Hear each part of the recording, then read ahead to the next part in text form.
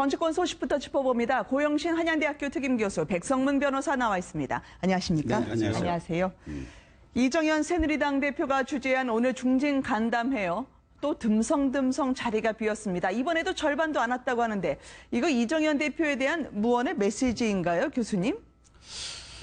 중진 최고위원 간담회가 네. 매력이 없는 모양이에요. 아, 왜 그러니까 그럴까요? 21명 중에 중진 의원 네. 8명뿐이 참석을 안 했는데 어쨌든 이정현 체제가 아직은 네. 당내에서 뿌리를 내리지는 못하고 있는 것 같다. 말하자면 전반적으로 그렇게 썩 당내 중진들에게 받아들여지지 않고 있는 거 아닌가. 네. 아닌가. 특히 지금 최고위원들은 이정현 대표가 삼성입니다마는 네. 대표와 대권 주자를 분리하면서 네. 최고위원들이 다 초재선이에요. 네. 그런데 중진들은 4, 5선입니다. 그 중진들이 가서 참석하는 것도 조금 멋쩍은 측면도 있지만 초재선을 중심으로 한 최고위원 회의가 네. 과연 얼만큼 성과를 낼 수 있느냐, 또 얼만큼 효율성이 있느냐, 이런 부분에 대해서 중진 의원들이 좀 다소간에 회의적인 시각을 갖고 있는 거 아닌가. 그래서 이렇게 참석을 안 하고 있는 것이고, 특히 네. 친박의 최경환 의원이라든가 이런 좀 실세들이 참석을 해줘야 다른 분들도 참석을 하는데 이분들은 지금 소 닭보듯이 이렇게 하고 있는 그런 상황 아닙니까? 네. 그러니까 더 힘을 안 받는 것 같아요. 그나마 오신 분들도요. 무엇보다 우병우 수석 문제 왜 감당 못하느냐. 이정현 대표에게 쓴소리를 계속 쏟아부었습니다. 난감한 상황 우회적으로 맞받아치던데요. 오늘 이정현 대표 한번 들어보실까요? 벼가 있고 과일이 있고 하는 이러한 것은 보이는 해도 있어야 되고 눈에 띄는 비도 있어야 되고 눈에 보이는 구름도 있어야 되지만 때로는 벼를 있게 하고 과일을 있게 하는 것은 보이지 않은 바람도 있고 그리고 또 바람은 늘상 보이지는 않지만 늘상 작용하고 있다고 하는 것을 분명하게 말씀을. 바람 말씀하셨잖아요. 벼가 익으려면 바람도 역할을 하고 있다. 그거에 대해서는 저희가 어떻게 청와대에 계속 얘기를 쓴소리를 간접적으로 올리고 있다는 말씀이신 거죠? 쓴소리 먹어봤어요?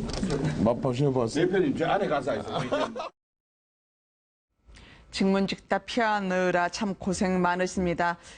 바람이 뭘까요? 눈에 보이지 않아도 본인은 끊임없이 할도리를 쓴소리도 제법 하고 있다는 말씀을 우회적으로 하는 걸까요? 근데 참 지금 우병우석 문제 관련해서 지금 새누리당 비박계 지금 소위 말하는 대권 주자들까지 전부 다 이제 사퇴해야 되는 얘기를 하고 있고 네. 정기석 원내대표도 사퇴해야 되는 얘기를 하고 있고 중진들 대부분이 지금 그런 얘기를 하고 있는 상황인데 그거에 대한 불만을 굉장히 많이 표출하고 있어요. 근데 이정현 대표 입장에서는 지금 말씀하시는 건 당신들처럼 저렇게 눈에 보이게 안 해도 네. 나도 이렇게 어쨌건 보이지 않게 그래도 보이지 않게 하는 역할도 있어야 되는 거 아니냐. 청와대에 조율을 하는 사람도 있어야 되는 거 아니냐라는 취지의 얘기이신 것 같아요. 근데 이제 그게 하나를 딱 뒤집어 보면 이정현 대표의 또 한계가 아닌가 하는 생각이 좀 분명히 듭니다. 네. 이정현 대표 입장에서 박근혜 대통령하고 이렇게 대결 구도 형태로 가는 그런 구도로는 지금 본인도 사실 현실적으로 쉽지 않은 측면이 분명히 있고 또 일단 당 내에서 생각을 할 때는 일단 당 대표가 네. 어쨌건 청와대하고 이렇게 수직적 관계가 아닌 수평적 관계가 돼야 된다는 생각을 다 많이 하시는데 결국 어쨌건 어쩔 수 없이 또 수직적 관계에 처할 수밖에 없는 당대표의 한계가 아닌가라는 생각도 들어서 네. 지금 이정현 대표가 사실 오늘 그 최고위원 연석회 같은 경우에도 많이 참석을 안 한 이유가 지금 이정현 대표가 그렇게 당을 제대로 화합하거나 이렇게 딱 중심을 잡기 힘든 또 현재 지금 상황 때문에 더더욱이나 그런 게 아닌가라는 생각이 들어서 좀 안타깝다는 생각이 듭니다. 전 개인적으로. 워낙 지금 정진석 원내대표가요. 지속적으로 메시지를 날리고 있습니다. 민심에 이기는 장사 없다고요. 그렇게 압박을 해도 적조현상 심하다. 나라 걱정 엉뚱 대답으로 피해가시긴 했는데요. 적조 현상이 심한 건 사실이고, 네. 그래서 지금, 고기들이 엄청나게 네. 죽어 나자빠지고 있지 않습니까? 이정현 대표로서는 민생도 중요하다. 네. 이런 말씀을 하고 싶으신 것 같은데, 오늘 최경환 또 서청원, 네. 친박의 이런 그 실세들이 참석을 안 하는 것도 사실은 이정현 체제에 대해 대한 측면도 있지만 지금 우병우 사건이 가장 핵심적인 현안 아닙니까? 네. 이런 분들이 이런 중진 연석회에 참석해서 또 아무 말도 안 하고 있는 것도 또 참 어려운 상황이고 그러니까 네. 이래저래 참석을 안 하신 것 같은데 이정현 대표가 뭐 본인이 나는 바람이다 이렇게 말씀을 하시는데 바람이 역할을 해야 합니다. 바람이 네. 햇볕이나 뭐 이런 것과 마찬가지로 역할을 해야 하는데 그런 역할이 제대로 드러나고 있지 않기 때문에 당내에서도 99대 1이라는 거 아닙니까? 99명은 네. 99%는 우병우 문제가 해결이 돼야 한다. 결단을 내려야 한다는 입장이고 그에 편드는 사람은 강성 친박 일부 1%뿐이 안 된다는 그런 상황을 잘 인식을 하셔서 민심과 거리가 있는 그런 그 청와대의 어떤 행동이랄까 네. 박심에 대해서 정말 당 대표로서 지금은 홍보 수석이라든가 아니면은 뭐 대변인 격도 아니시니까 네. 당 대표로서 집권당 대표로서 역할을 좀 해 주셨으면 하는 것이 당 내외의 그런 기대가 아닌가 그렇게 보여집니다. 네. 뭐 우병우 수석건 빼고는 첫 간담회에 중진들이 건의한 제안 일일이 후속 대책을 내놨다고 하더라고요. 아마 이정현 대표는 억울할 텐데 그런데 오늘 윤곽근 대구고검장 지금 우병우 이석수를 수사할 특별수사팀장으로 돼 있지 않습니까? 우병우 수석의 연수원 동기이기도 하지만 검찰총장은 중간보고 받지 않겠다. 어떨까요? 이석수 감찰관과는 또 어떤 결론을 다르게 혹은 비슷하게 내놓을 수 있을까요? 사실 윤곽금 대구 고검장 같은 경우에는 우병우석하고 좀 인연이 있습니다. 네. 왜냐하면 연수원 기수도 19기로 동기고요. 저번에 기억하시겠지만 정윤회 그 사건과 관련해서 네. 같이 수사를 하고 또 서로 그 당시에 서로 지휘를 해왔었단 말이에요.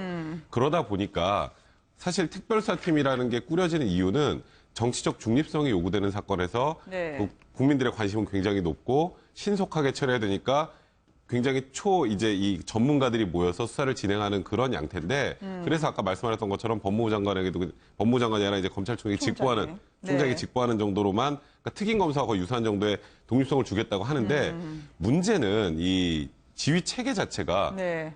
검찰총장에게 김수남 검찰총장에게 보고를 하면 그게 뭐 법무부 장관에게 보고되고 그러면 다시 또 민정수석에게 보고될 가능성이 있다라는 거예요. 그러니까 이 2년과의 별개로 해서 지금 우병우 수석이 민정수석으로 있는 한해는 네. 어떤 결과가 나와도 국민들이 에이 이것도 뭐 이런 거 저런 것도 정리해서 감추는 거 아니야라고 볼 수밖에 없는 지금 구조적인 문제가 분명히 있다는 말이에요. 그러니까 수사 대상인 우병우 수석이 지휘 라인의 맨 마지막에서 네, 수사 그렇죠. 지휘를 할 수 있는 그런 코미디 같은 상황이 벌어질 수 그렇죠. 있다. 그러다 보니까 그걸 어떤 법조계나 결과가 나와도 야당에서요. 받아들이기 힘들다는 거고 또 이석수 특별 그 감찰관하고는 또 연수원 한 개수 차이고요. 네. 근데 그러다 보니까 이게 너무 서로 잘 아는 사람에 대해서 수사를 해야 되고 거기다 인연도 있는 사람 이번에 그리고 또 그 정윤회 사건 관련해서 그 이후에 사실 영전을 했단 말이에요. 네. 윤곽근 그 고검장이. 그때 이제 어찌 보면 민정수석이 되셨는데 우병우석은 그런 인연까지 있는 분께서 또 이걸 특별수사팀의 팀장을 맡다 보니까 네. 물론 억울할 수 있습니다. 이런 세간의 의혹에 대해서 네. 뭐 정말 중립성을 지켜서 잘하실 수도 있겠지만 애시당초 출범 단계부터 이런 어느 정도의 한계가 보이는 게 아니냐라는 지적이 있는 건 사실입니다. 정치권은 펄펄 뛰고 있습니다. 뭐 문제 풀지 않아도 답이 이미 정해져 있는 거 아니냐라고 비판하던데요. 정의당 노회찬 원내대표의 발언을 먼저 한번 들어보실까요? 사실상 온 국민 앞에서 청와대가 이석수는 유죄다 이래 된 거거든요. 그러니까 우병우는 무죄고 이석수는 유죄다라는 그런 하명 수사를 검찰이 하게 된 겁니다. 시험 문제가 나왔는데 이미 보니까 문제지를 받아보니까 답이 이렇게 적혀져 있어요. 그 답안지 그대로 내라는 건데 수사팀이 어떻게 구성되든 간에 이미 그 모든 사람들이 저도 알고 있고 모든 사람들이 다 알고 있는 겁니다. 청와대 입장이 뭐라는 것을. 노회찬 원내대표 발언을 어떻게 들으셨는지요? 그러니까 낮에는 우병우 수석을 조사를 하고 네.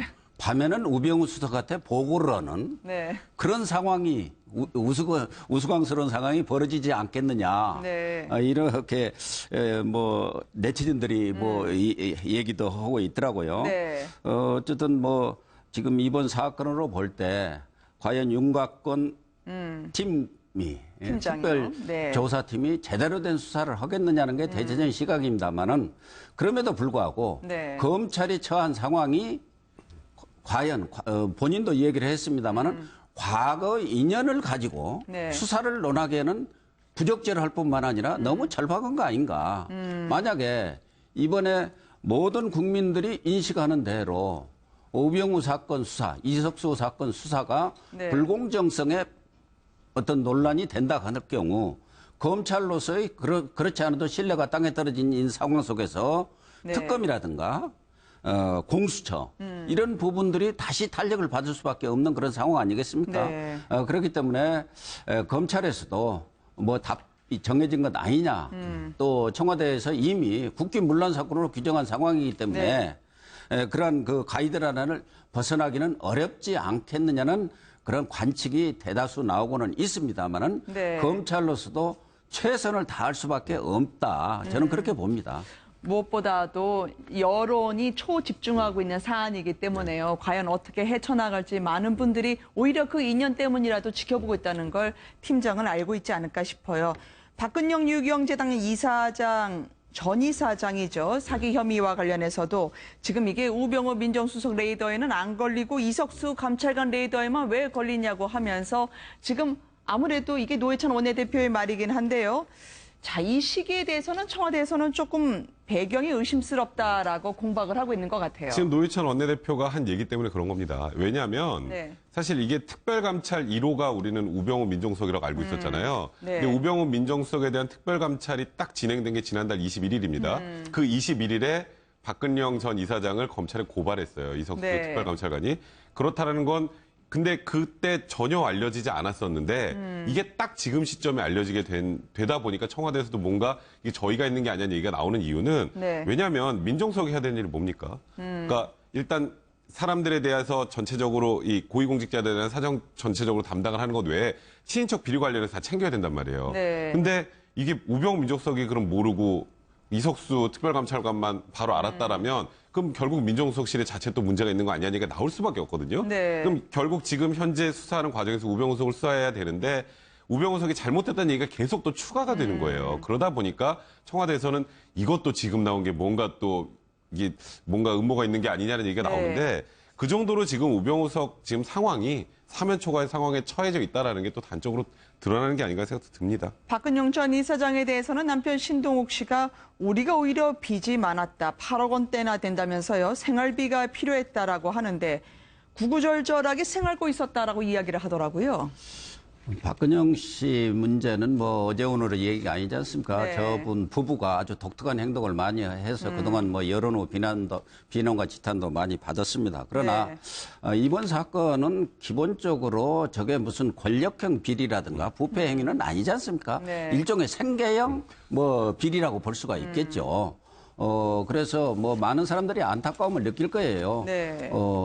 어쨌든 현직 대통령이 언니고 또 동생도 이지그룹 회장으로 있을 정도로 탄탄한 네. 재력을 가지고 있는데 그 당사자인 박근영 씨가 저렇게 생활이 공공하고 그럼으로 인해서 사기까지 이렇게 연루된 것에 대해서 많은 국민들은 좀 안타깝다 그런 생각을 느끼면서도 그럼에도 네. 불구하고 저분들이 뭐 한두 살 먹은 분들도 아니고 다 성인 나이가 50이 넘은 성인들이고 그런 네. 분들이 자기 생애에 대해서 자기의 그런 어떤 생활의 문제에 대해서 스스로 해결해야지 그걸 뭐 네. 대통령이라든가 또 뭐 다른 분과 연결시킬 수는 없는 것 아니냐 그런 얘기를 할 수밖에 없고요. 다만 하나 더 문제가 되는 것은 아까 우병우 민정수석이 제대로 그러면 민정으로서의 역할을 했느냐 저런 네. 부분들이 나타나기 전에 뭔가 조치를 취하고 그에 대해서 적절한 대응 조치를 하지 못한 거 아니냐는 측면도 있고 또 왜 이 시점에 이 문제가 불거지느냐. 그러니까 궁중 암투가 지금 지속되고 있는 거 아니냐. 우병우 라인과 또 청와대에서 다른 실세 라인 간에 뭔가 암투가 있어서 이런 문제가 또 외부로 터져나온 것 아닌가. 이런 또 의구심도 또 일어나고 있는 것도 사실입니다. 아, 이런 국민들의 억측이 더 분분해질 수밖에 없는 상황이란 말씀이시죠? 그러니까 지금 말씀드렸던 것처럼 이 시점과 관련해서 그러니까 지금 말씀하셨던 건 이게 그 뭐 소위 말하는 권력형 비리 사건은 절대 아닙니다. 지금 네. 누가 봐도. 네. 근데 이게 나와서 다시 또 청와대를 압박해야 되는 상황 모양새가 돼버리다 보니까 또 그 안에서 뭔가 문제가 있는 게 아니냐라는 그런 분석이 나올 수밖에 없는 상황이에요. 네. 근데 여기서 제가 하나 꼭 말씀드리고 싶은 게 신동욱 총재 그 얘기했잖아요. 우리 빚이 8억이고 우리 국민연금 네. 받아서 거의 살고 뭐 저기 신발도 10,000원짜리 신는다 이런 얘기를 했는데 네. 문제는 그게 박근영 씨가 사기 범행을 범했다라고 볼 결정된 단서가 될 수밖에 없는 상황이 또 되는 거예요. 왜냐하면 그 사기라는 게 돈 빌려서 안 갚아서 사기가 아니라 네. 내가 갚을 능력이 안 되는데 돈을 빌려서 안 갚는 게 사기거든요. 이제 그러다 보니까 이게 또 웃지 못할 상황이 돼버린 것 같기도 합니다. 알겠습니다. 정가 소식 두 분과 함께 들었습니다. 감사합니다.